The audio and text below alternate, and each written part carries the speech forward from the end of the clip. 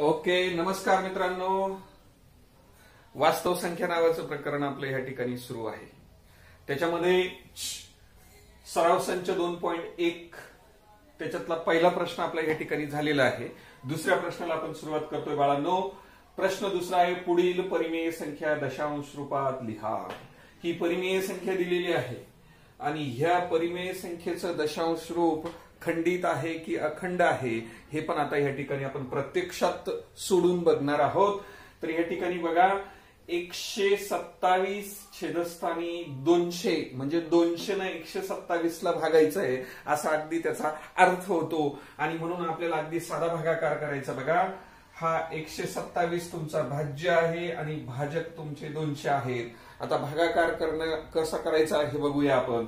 पहा, 127 ला 200 ने भाग जाणार नाही म्हणून मी या ठिकाणी 0 पॉइंट घेतोय. लक्षात घ्या, 0 पॉइंट घेतल्यानंतर काय झालं तुमच्या या ठिकाणी बघा, इथं दशांश स्थळ होतं, इथे याच्यावर एक 0 ठेवून देतो मी. आता लक्षात घ्या, 0 येऊन बसतो तिथे, दशांश स्थळाची गरज नाही. आता काय झालं, 200 ला कितीनं गुणलं तर 1270 येतील. बरं, मग 200 गुणिले तुम्ही 6 करून बघा, 6 दुने 12 त्याच्यावर 2 शून्य नाही का, म्हणजे 1270 पेक्षा 1200 लहान संख्या आहे, म्हणजे आपल्याला 6 न भाग देता येईल की नाही. 200 सक नाही का, 200 सक 1200 होतात. हे 1200 मी या ठिकाणी लिहितोय. आता वजाबाकी करणार आपण. ओके, वजाबाकी करतोय. पहा, 0शी 0, 7शी 7, 2 मधनं 2 गेले 0 आणि एकातनं 1 गेला 0. आता आले किती, 70. बाकी आली 70, पण दशांश स्थळ ठेवलेलं आपण 0 मुळे, त्याच्यामुळे याच्यावर एक 0 जाऊन बसतो. लक्षात ठेवा, काय जाऊन बसतो, 0. आता तुमचे 700 तयार झाले.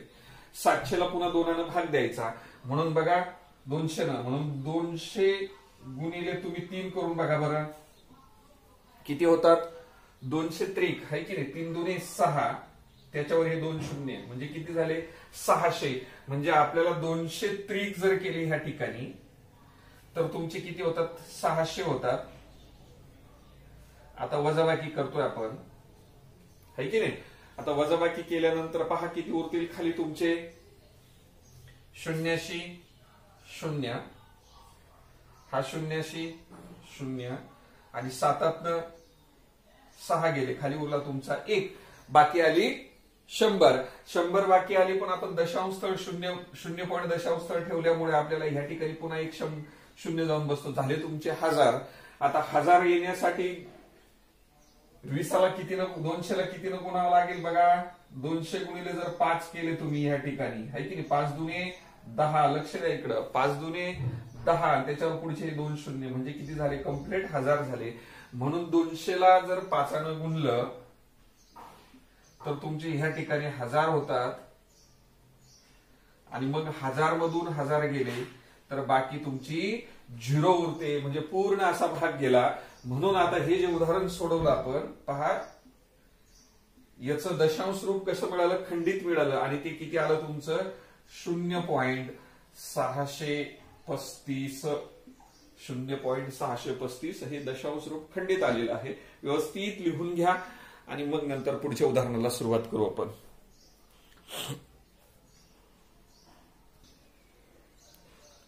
ओके, चला 2 नंबरचं उदाहरण.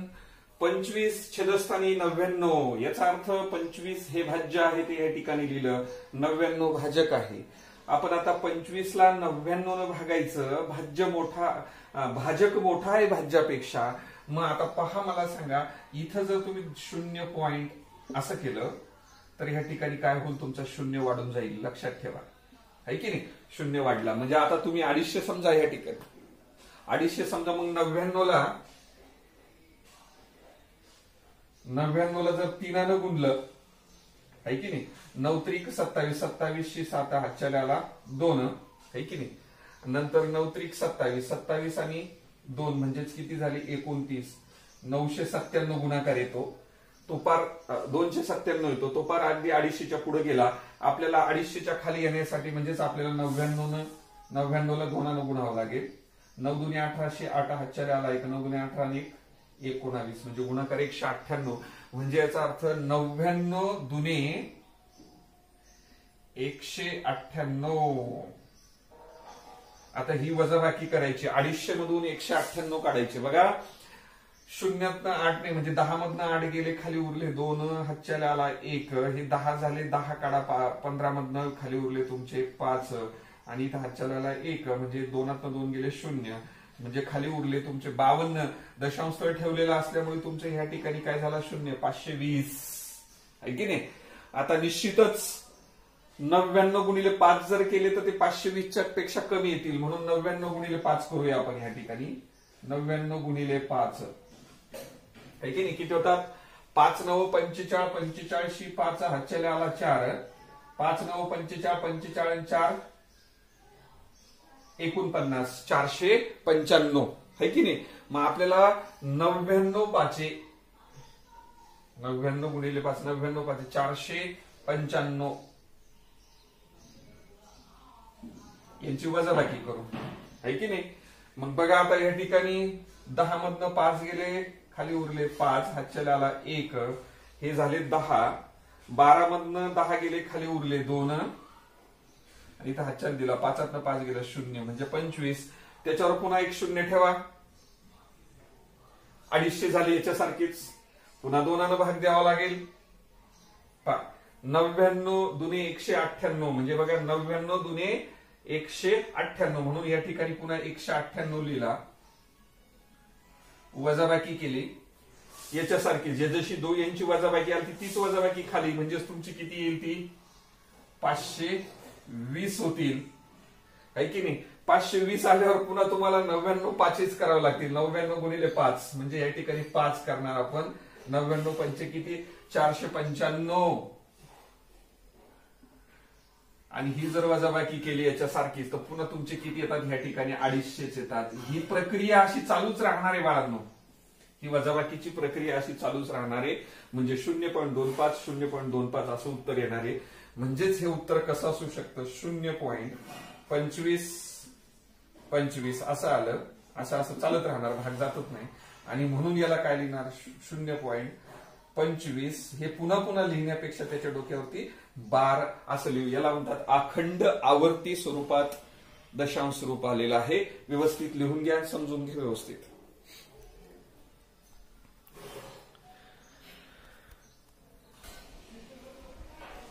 ओके चला तिसरं उदाहरण 23 छदस्थानी 7. 23 या संख्येला 7ने भागायचं म्हणून या ठिकाणी भाज्य आणि या ठिकाणी भाजक. ओके मग आता 23 7चा पाडा म्हणा 23 येईपर्यंत 7 त्रिक 21. आता वजाबाकी करूया. 23 मधून 21 गेले खाली उरले 2 आहे की नाही 2 उरले. आता 2ला 7ने भाग जात नाही म्हणून या ठिकाणी दशांश स्थळ ठेवलं आपण तर या ठिकाणी तुमचे आता 20 होतील आणि म्हणून 7 दुने 14 करूया. 7 दुने 14. आता 14 केल्यानंतर बघा तुमचे 6 उरलेत. एका 20तनं 6 गेले 14 गेले 6 उरलेत. दशांश स्थळ ठेवल्यामुळे तुमचे 60 झालेत. ओके आता 7चा पाडा 60 येईल 7 8 56 7 8 56. आता 56 आलेत. आता वजाबाकी करूया आहे की नाही. 60तनं 56 गेले 4 उरलेत त्याच्यावर 0 गेला 40 झाले. 7 5 35 घ्यावे लागतील. 35 गेले खाली 5 उरले 50 झाले. 7 7 49 50 मधून 1 उरला त्याच्यावर 0 गेला 10 झाले. आता 7 1 7 7ने भाग दिला 3 उरले 30 झाले. 7 त्रिक 7 चोक 28 चालेल आहे की नाही. 7 त्रिक 21 म्हणण्यापेक्षा 7 चोक 28 आणि 28 वाटल्यास इथे दिसणार नाही पलीकडे लिहितो वाटल्यास तर मी. हे बघा हे 30 आलते ना हे 30 मी इथे लिहितो आता 30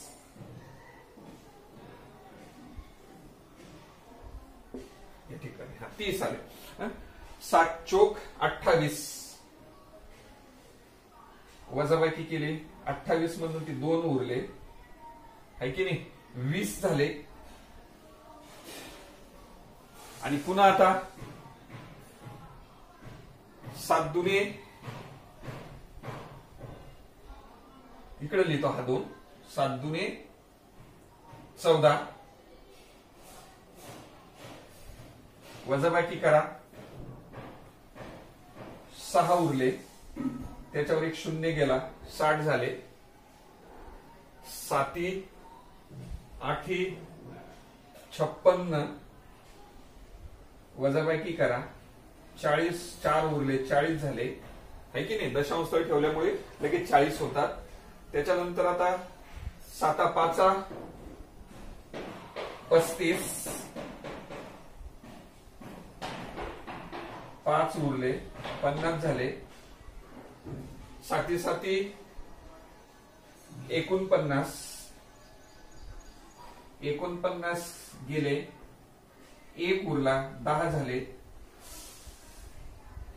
7 1 7,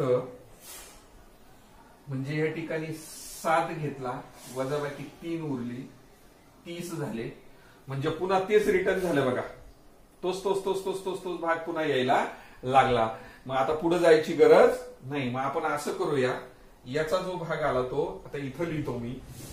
3 पूर्णांक 28 57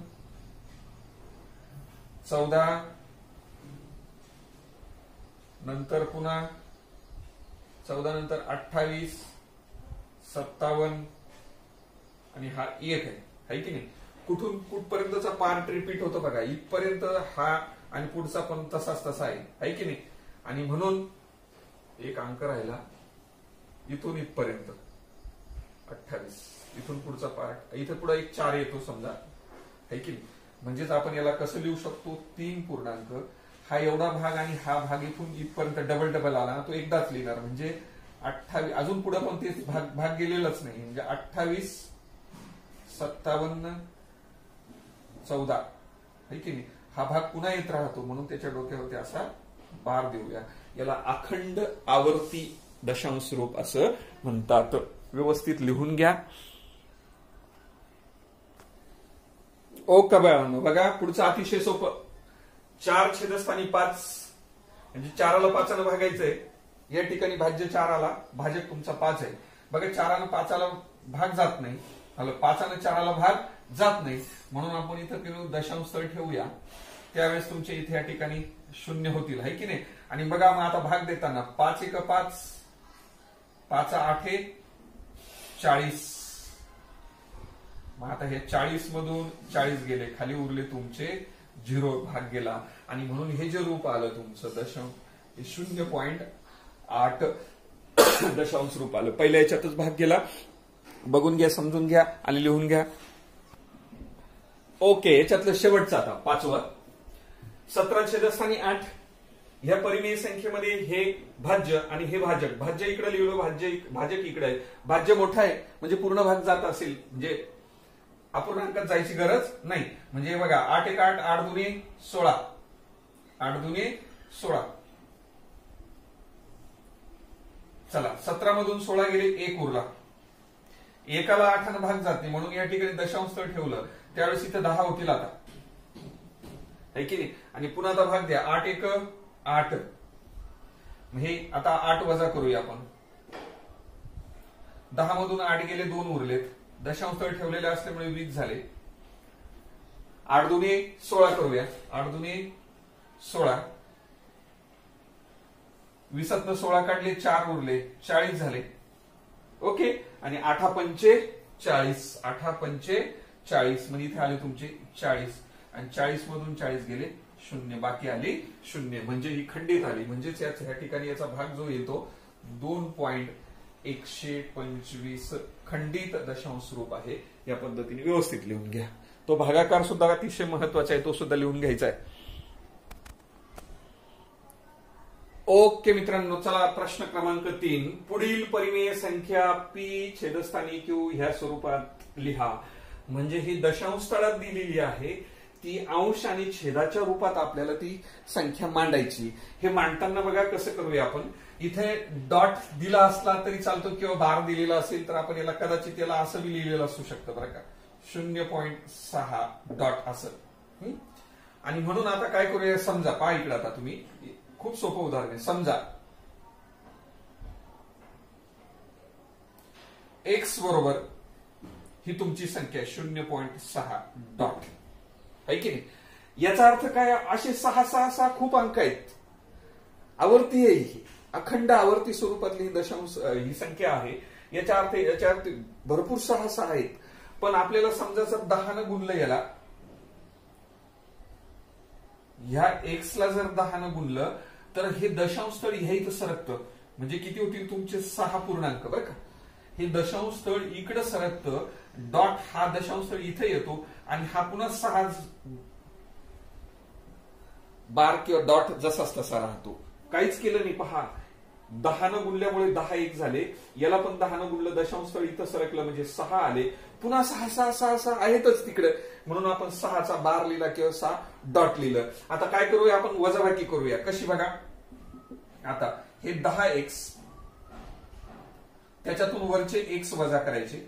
काय केलं तर 10x वरचे x वजा केले तर तुमची इकडची किंमत किती, 6.6 डॉट, 6.6 डॉट वजा 0.0 डॉट.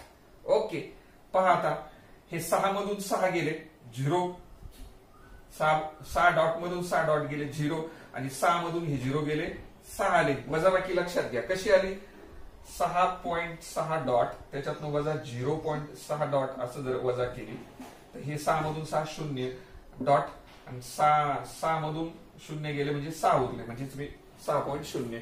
आणि हे 10x मधून हा एक x गेला तर खाली किती उरले तुमचे, 9x उरले. याचा अर्थ x बरोबर हे 6, हे दशांश स्थळ नाही लिहायचं, आता फक्त काय घ्यायचे 6, छेदस्थानी किती घेणार 9. आता भाग देऊ शकतात तुम्ही, 3 त्रिक 9 आणि 3 दुनी 6, म्हणजेच उत्तर किती आलं तुमचं 2 छेदस्थानी 3. काय आलं उत्तर 2 छेदस्थानी. मग ती जी संख्या मांडली x आपण किती काढली, आपण आता 2 छेदस्थानी 3, हे त्याचं उत्तर आहे. लक्षात घ्या कसं केलं. सुरुवातीला दिलेली संख्या होती तिला x मानलं, x बरोबर ही संख्या घेतली, त्याला 10 का गुणलं, एकच अंक आहे म्हणून 10 गुणलं. जर 2 अंक असते नाही तर पुढं तर 100 गुणलं असतं, 3 अंक असते तर 1000 गुणलं असतं. फक्त एकच अंक आहे म्हणून 10 गुणतोय, 10x केले. हे दशांश स्थळ एक अंक उजव्या बाजूला सरकलं आणि म्हणून उजव्या हाताला, म्हणून 6.6 डॉट आला. आणि मग नंतर ह्या दोन्हीची वजाबाकी, हे इथं लिहिलं त्याच्यात वजा हे केलं बरोबर, हे जसंच तसं हे जसंच तसं, यांची वजाबाकी 6 आलेली तुम्ही समजून घ्या. नंतर हे 6 आली, नंतर 6 छेदस्थानी 9 केले, 3 त्रिक 9 आणि 3 दुने 6, अंशाला आणि छेदाला 3 भाग दिला म्हणजे 2 छेदस्थानी 3 उत्तर या ठिकाणी आलं. ओके, लिहून घ्या व्यवस्थित.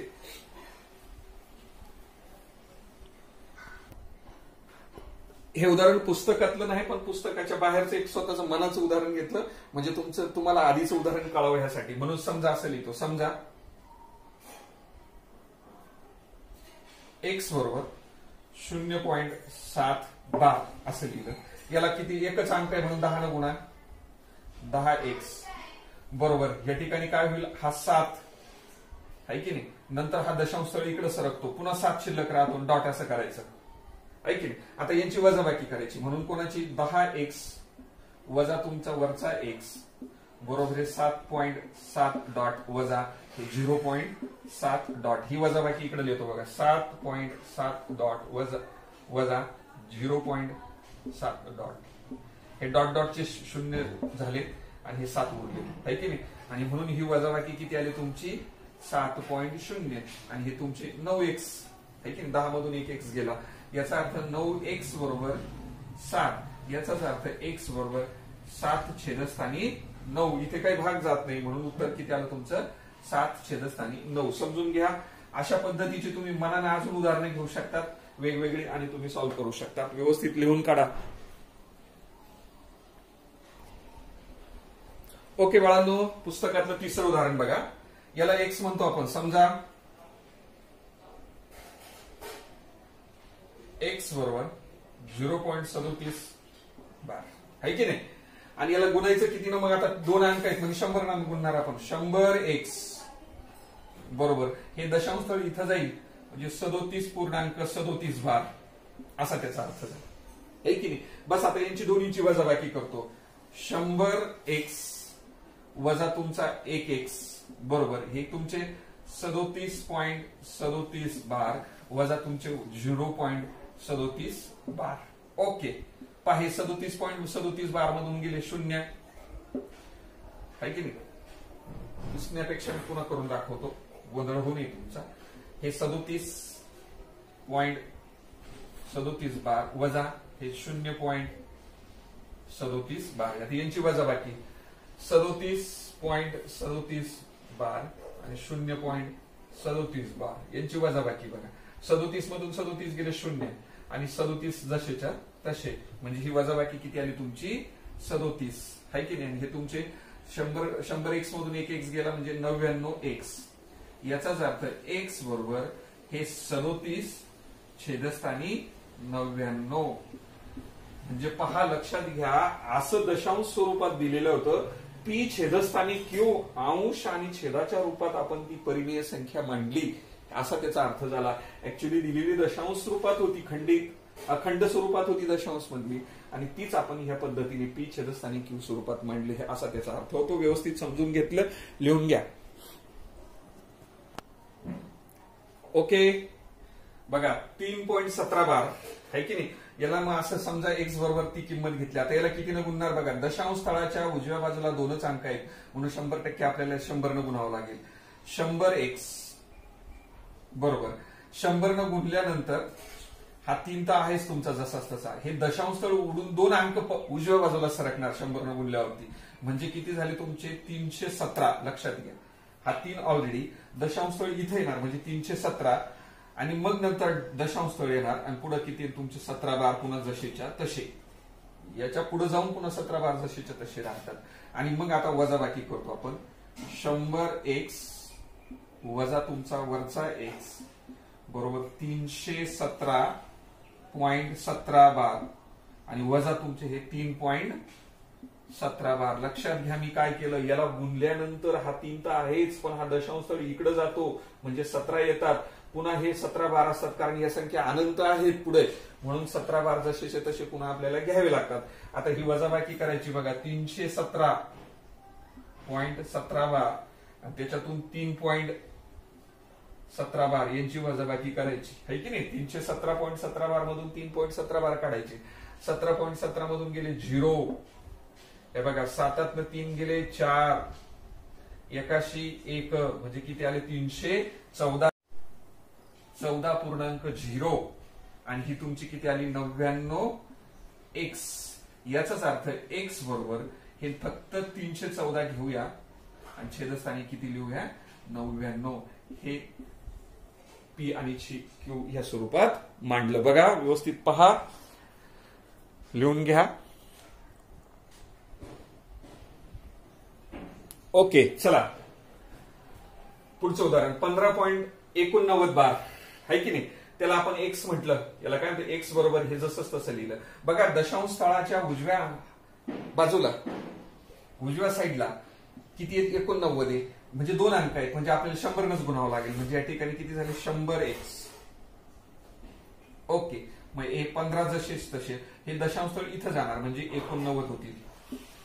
किती होतील 89 आणि पुन्हा 89 बार तुमचे जसेचे तसे कारण हे अनंत आहेत पुढे असतातच अजून. आता यांची वजाबाकी करूया.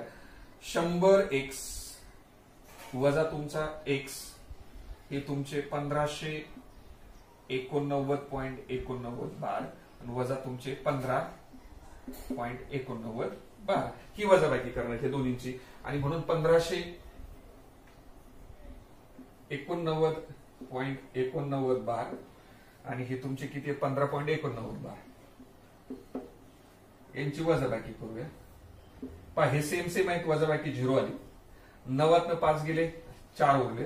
हे दशांश स्थळ इथे 9 5 गेले 4 उरले आणि 8 1 गेला 7 उरले आणि तुमचे 15 जसे तसे म्हणजे किती आले 1574. ही वजाबाकी जी आली तुमची 1574.0 आणि हे तुमचे किती आले 99x.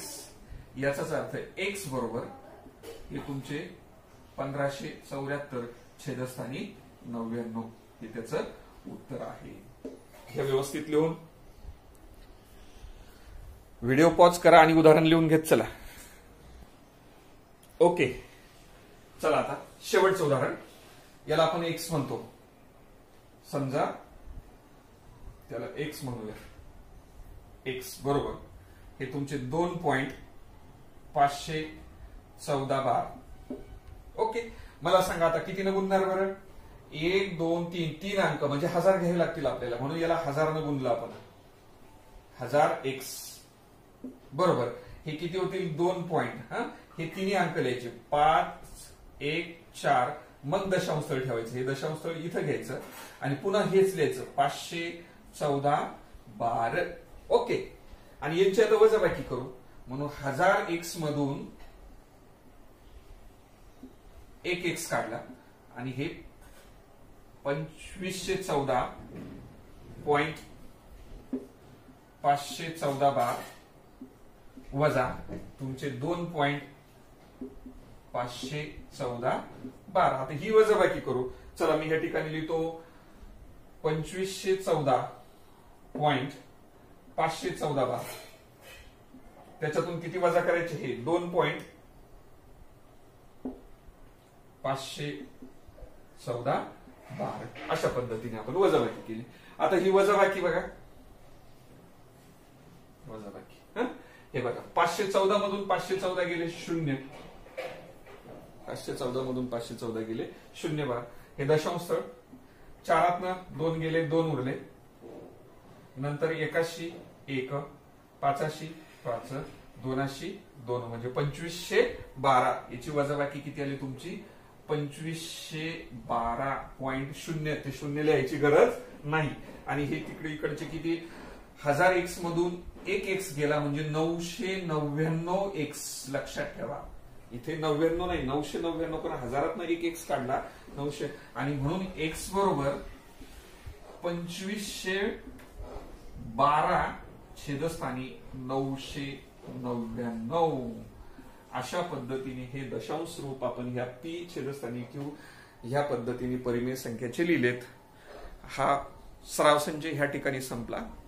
जर हा उदाहरण संग्रह, हा सराव संच तुम्हाला आवडला असेल, हा व्हिडिओ तुम्हाला जर आवडला असेल तर लाईक करा आणि चॅनलला सबस्क्राईब करायला विसरू नका. पुढील व्हिडिओमध्ये पुढचा भाग घेऊया. धन्यवाद.